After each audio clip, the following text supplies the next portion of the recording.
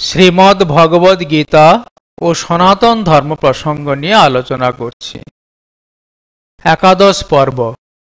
আজকের আলোচনার বিষয় শ্রীমদ্ ভগবদ গীতা প্রসঙ্গে স্বামী বিবেকানন্দের মন্তব্য। স্বামী বিবেকানন্দ তাঁর বক্তৃতায় গীতার প্রধান দিকগুলি ঐতিহাসিক দৃষ্টিকোণ থেকে সূক্ষ্ম বিচার বিশ্লেষণ করেছেন।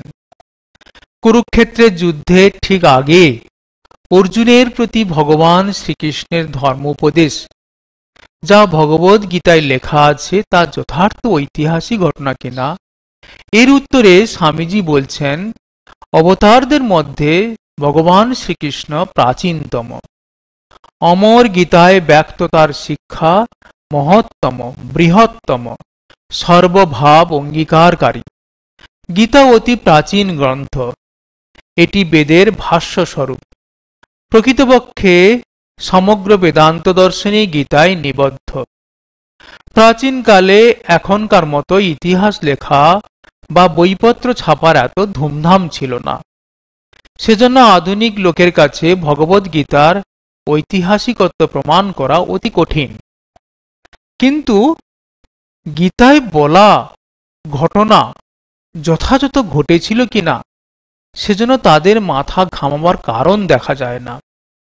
কেননা যদি কেউ শ্রী ভগবান সারথি হয়ে অর্জুনকে গীতা বলেছিলেন এটা অকাট্য প্রমাণ দিয়ে তাদের বুঝিয়ে দিতে পারে, তাহলেও কি তারা গীতাতে যা কিছু লেখা আছে তা বিশ্বাস করবে? সাক্ষাৎ ভগবান তাদের কাছে মূর্তিমান হয়ে এলেও তারা তাকে পরীক্ষা করতে ছুটবে ও তাঁর ঈশ্বরত্ব প্রমাণ করতে বলবে। তখন গীতা ঐতিহাসিক কিনা এ বৃথা সমস্যা নিয়ে কেন ঘুরে বেড়াও? পারো যদি তো গীতার উপদেশগুলো যতটা সম্ভব জীবনে ফুটিয়ে তুলে কৃতার্থ হও। শ্রীরামকৃষ্ণদেব বলতেন, আম খা, গাছের পাতা গুনে কি হবে? আমার মনে হয় ধর্মশাস্ত্রে লিপিবদ্ধ ঘটনা বিশ্বাস বা অবিশ্বাস করা is a matter of personal equation. অর্থাৎ মানুষ যখন কোনো এক অবস্থা বিশেষে পড়ে তখন তার থেকে উদ্ধার পাওয়ার পথ খুঁজতে থাকে এবং ধর্মশাস্ত্রে লিপিবদ্ধ কোনো ঘটনার সঙ্গে যখন তার নিজের অবস্থা ঠিক ঠিক মিলছে দেখতে পায় তখনই সে ওই ঘটনা ঐতিহাসিক বলে বিশ্বাস করে এবং ধর্মশাস্ত্র ওই অবস্থার উপযোগী যে উপায়ের কথা বলেছেন তাও সাগ্রহের সঙ্গে গ্রহণ করে। গীতা স্পষ্ট বুঝিয়ে দেয় এই জীবনেই আধ্যাত্মিক সংগ্রামে আমাদের জয়ী হতে হবে। সংগ্রামে পৃষ্ঠ প্রদর্শন না করে সবটুকু আধ্যাত্মিকতাই গ্রহণ করতে হবে। গীতা উচ্চতর জীবন সংগ্রামের রূপক বলে যুদ্ধক্ষেত্রেই গীতা বর্ণনা স্থানরূপে নির্দিষ্ট হয়। কলকাতায় আলমবাজার মঠে থাকাকালীন স্বামী বিবেকানন্দ যুবকদের গীতা ও বেদান্তের শিক্ষা দিতেন। তিনি চাইতেন যুবকরা যাতে দৃঢ়ভাবে গীতার উপদেশ জীবনে ধারণ করে। তাই তিনি গীতা প্রসঙ্গে আলোচনা করবার পূর্বে তাদের মনে কয়েকটি প্রশ্ন তুলে দিতে চাইতেন। গীতা মহাভারতের ভিতর প্রক্ষিপ্ত অথবা মহাভারতেরই অংশ বিশেষ, অর্থাৎ তা বেদব্যাস প্রণীত কিনা। দ্বিতীয়, কৃষ্ণ নামে কেউ ছিলেন কিনা। তৃতীয়, যে যুদ্ধের কথা গীতায় বর্ণিত হয়েছে তা যথার্থই ঘটেছিল কিনা। চতুর্থ, অর্জুন আদি যথার্থ ঐতিহাসিক ব্যক্তি কিনা। এই সন্দেহগুলি মন থেকে দূর হওয়া চাই, তবেই গীতার উপদেশ দৃঢ়ভাবে ধারণ করা যাবে।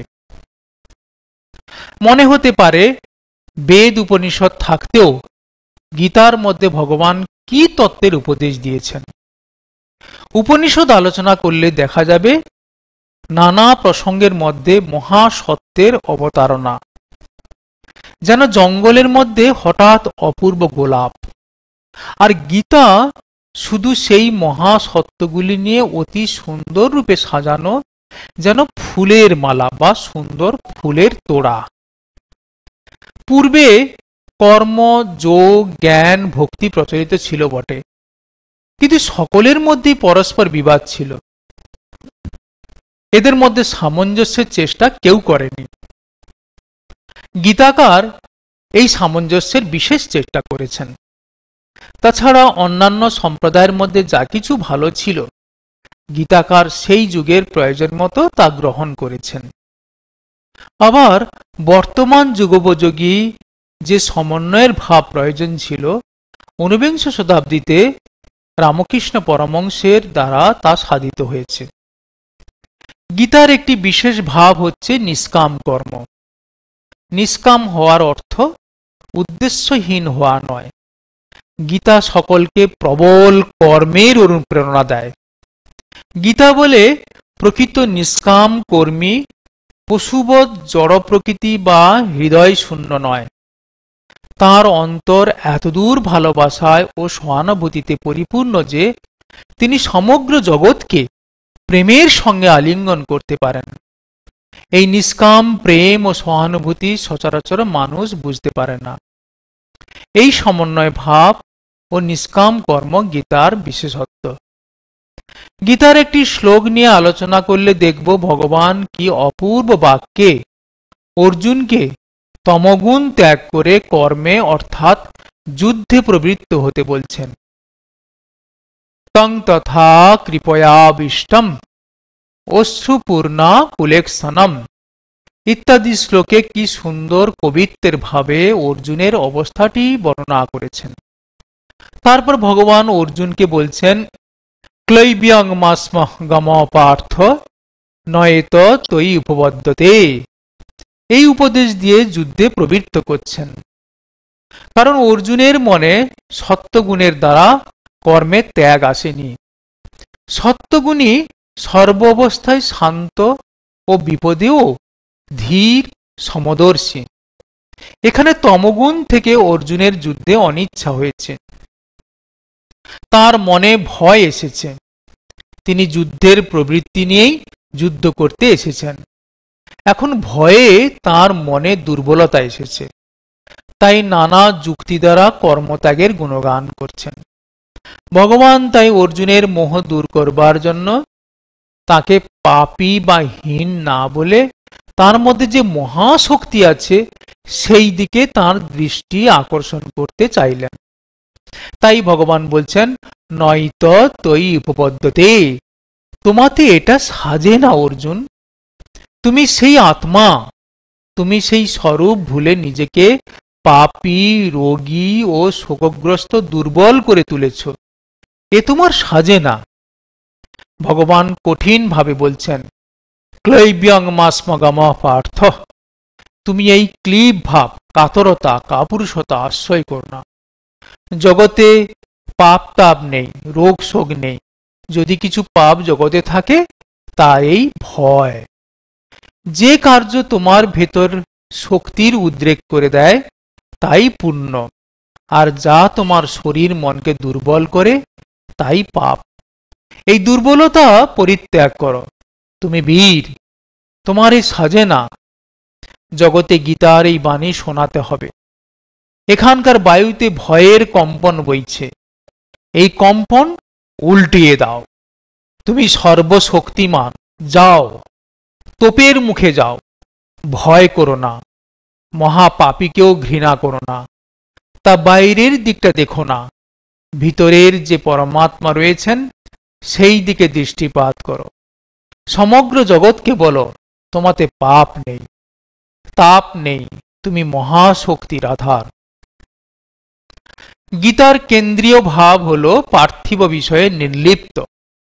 যদি এই পৃথিবীর কোনো কিছুকে ভালোবাসা যায়, পিতামাতা, স্ত্রী, পুত্র, স্বামী, পুত্র, ধন সম্পদ, নাম, যশ, সে ভালোবাসায় আসক্তি থাকলে কেবলই দুঃখ আসবে। তাই ঈশ্বরই হন একমাত্র আকাঙ্ক্ষার বস্তু, আর কিছু নয়, এবং সর্বকর্মফল অর্পিত হোক তাঁর ওপরে। সর্বম শ্রীকৃষ্ণার্পণমস্তু। ঈশ্বরের প্রতি এই সম্পূর্ণ বিশ্বাস নিয়ে কাজ করা উচিত। কাজ কাজ কাজ, দিবারাত্র কাজ করো, গীতা বলছেন। কাজ ছেড়ে পালানো শান্তির পথ নয়। স্বামী বিবেকানন্দ আরো বললেন, কাজের চরিত্র নিয়ে মাথা ঘামিও না, মনকে কেবল জিজ্ঞাসা করো তুমি নিঃস্বার্থ কিনা। তা যদি হও, কোনো কিছুতে ভ্রুক্ষেপ করো না, কাজে ঝাঁপিয়ে পড়ে সামনে যে কর্তব্য আছে তা যদি পালন করে যাও, তাহলে তুমি গীতার সত্য উপলব্ধি করবে। প্রত্যেক কাজই পবিত্র, পৃথিবীর কোনো কাজকে নীচ কাজ বলার অধিকার তোমার নেই। ঝাড়ুদারের কাজের সঙ্গে সম্রাটের রাজ্য চালানোর কাজের মধ্যে ভালো মন্দ কোনো পার্থক্য নেই। গীতার সর্বত্রই নিষ্কাম কর্মের প্রেরণা। ভগবান বলছেন, অন্য সমস্ত সকাম কর্মে প্রত্যব্যয় হয়, কিন্তু নিষ্কাম কর্মে কখনো প্রত্যব্যয় হয় না। স্বল্পম অপ্যস্য ধর্মস্য ত্রায়তেই মহতো ভয়াৎ। গীতার 2য় অধ্যায় 40 নম্বর মন্ত্রে ভগবান বলছেন, এই নিষ্কাম কর্মের অল্পমাত্র অনুষ্ঠান করলে মানুষ জন্ম মরণ রূপ সংসারের মহাভয় থেকে পরিত্রাণ লাভ করে। এই নিষ্কাম কর্মে ব্যবসায়াত্মিকা বুদ্ধি অর্থাৎ নিশ্চয়াত্মিকা একনিষ্ঠ স্থির বুদ্ধি হয়। নির্দ্বন্দ্ব নিত্য সত্যস্থ নির্যোগক্ষেম আত্মবান। গীতার 2য় অধ্যায় 45 নম্বর মন্ত্রে ভগবান বলছেন, তুমি এই নিষ্কাম কর্ম করো এবং ঈশ্বরার্থ কর্ম করো। সুখ দুঃখাদি দ্বন্দ্বরহিত এবং সর্বদা সত্যগুণাশ্রিত হও, এবং যোগ অর্থাৎ অপ্রাপ্তের প্রাপ্তি এবং ক্ষেম প্রাপ্তের রক্ষণের আকাঙ্ক্ষা রহিত ও অপ্রমত্ত হও। কর্মে তোমার অধিকার, ফলে নয়। কর্মণ্যে অধিকার আসতে মা ফলেষু কদাচন। তাই হে অর্জুন, তুমি যোগস্থ কুরু কর্মাণি সঙ্গং তক্তা ধনঞ্জয়। যোগস্থ হয়ে কেবল ঈশ্বরার্থে কর্ম করো, এমনকি ঈশ্বর আমার প্রতি প্রসন্ন হন এই আশাও তোমাকে ত্যাগ করতে হবে। অগ্রসর হও, কর্ম করো, কেবল দৃষ্টি রেখো যেন আসক্ত হয়ে না পড়ো। যে ব্যক্তি অনাসক্তির কৌশল জানে না বা তার সাধন করে না, তার প্রজ্ঞা কখনো দৃঢ়ভাবে প্রতিষ্ঠিত হতে পারে না। পৃথিবীর নদীগুলি অবিরত তাদের জলরাশি সমুদ্রে ঢালছে, কিন্তু সমুদ্রের সুন্দর গম্ভীর প্রকৃতি অবিচলিত অপরিবর্তিতই থাকে। তেমনি ইন্দ্রিয়গুলি একযোগে প্রকৃতির সকল সংবেদন আনলেও জ্ঞানীর হৃদয় কোনো প্রকার বিক্ষেপ বা ভয়ের কথা ভাবতে পারে না। লক্ষ লক্ষ স্রোতে দুঃখ আসুক, শত শত স্রোতেই সুখ আসুক, আমি দুঃখের অধীন নই, আমি সুখেরও কৃতদাস নই। শ্রী শ্রী রামকৃষ্ণ কথামৃতে শ্রীরামকৃষ্ণ গীতার এই নিষ্কাম কর্ম প্রসঙ্গে কথামৃতকার মহেন্দ্রনাথ গুপ্তকে অপূর্বভাবে উপদেশ দিচ্ছেন। 1882 24 আগস্ট 3য় পরিচ্ছদে মাস্টার মহাশয় বর্ণনা করছেন, সন্ধ্যা হইল, ফরাস কালী মন্দিরে ও রাধাকান্তের মন্দিরে অন্যান্য ঘরে আলো জ্বালিয়া দিল। ঠাকুর ছোট খাটটিতে বসিয়া জগন্মাতার চিন্তা ও তৎপরে ঈশ্বরের নাম করিতেছেন। ঘরে ধুনো দেওয়া হইয়াছে, এক পার্শ্বে একটি পিলসুজে প্রদীপ জ্বলিতেছে। কিয়ৎক্ষণ পরে 7 ঘণ্টা বাজিয়া উঠিল। কালীবাড়িতে আরতি হইতেছে, শুক্লা দশমী তিথি, চতুর্দিকে চাঁদের আলো। শ্রীরামকৃষ্ণ মাস্টারের প্রতি, নিষ্কাম কর্ম করবে। ঈশ্বরচন্দ্র বিদ্যাসাগর, যে কর্ম করে সে ভালো কাজ, নিষ্কাম কর্ম করবার চেষ্টা করে। মাস্টার, আজ্ঞা হ্যাঁ। আচ্ছা, যেখানে কর্ম সেখানে কি ঈশ্বর পাওয়া যায়? রাম আর কাম কি একসঙ্গে হয়? হিন্দিতে একটা কথা সেদিন বললাম, যাহা রাম তাহা নাহি কাম, যাহা কাম তাহা নাহি রাম।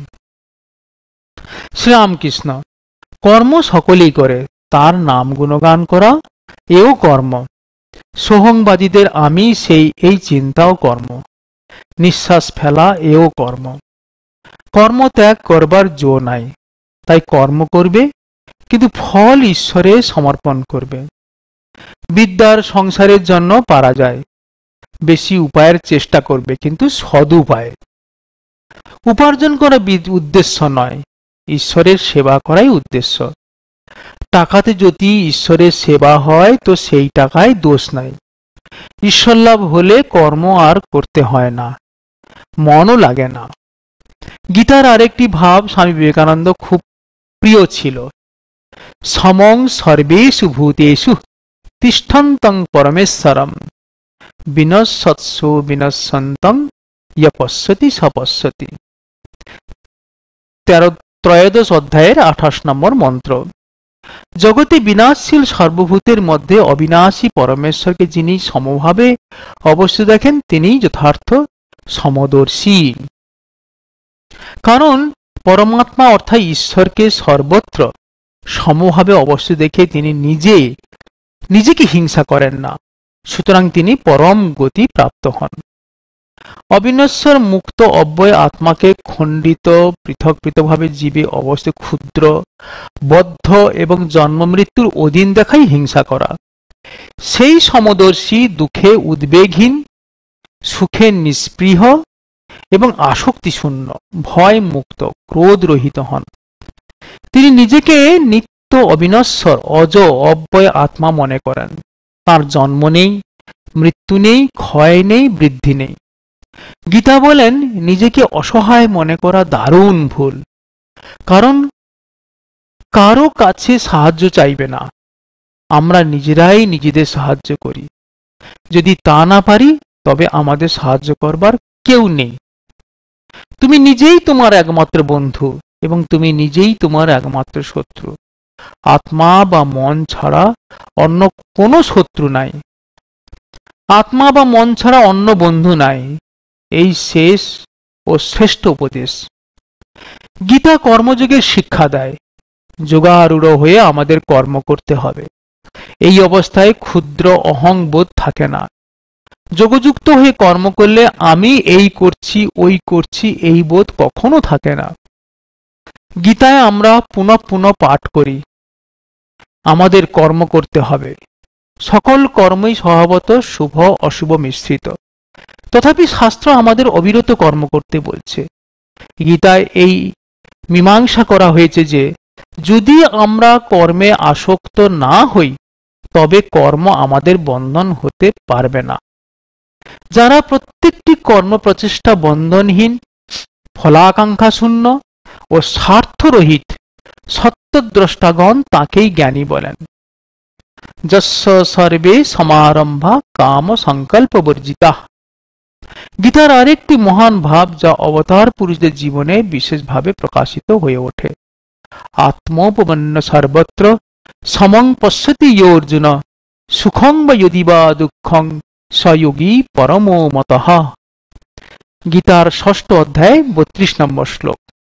সর্বশ্রেষ্ঠ যোগী আত্মভাবে সর্বত্র সমদর্শী হয়ে সমস্ত ভূতে সুখ দুঃখকে নিজের সুখ দুঃখ বলে অনুভব করেন। শ্রীরামকৃষ্ণদেব, শ্রী শ্রী মা শারদা দেবী, স্বামী বিবেকানন্দের জীবনে গীতার এই সকল মহৎ ভাবগুলি অপূর্বভাবে প্রকাশিত হয়েছে। জীবনের পরম সত্য এই শক্তি জীবন, দুর্বলতাই মৃত্যু। শক্তি সুখ ও আনন্দ, শক্তি অনন্ত ও অবিনশ্বর জীবন, দুর্বলতাই অবিরাম দুঃখ ও উদ্বেগের কারণ, দুর্বলতাই মৃত্যু।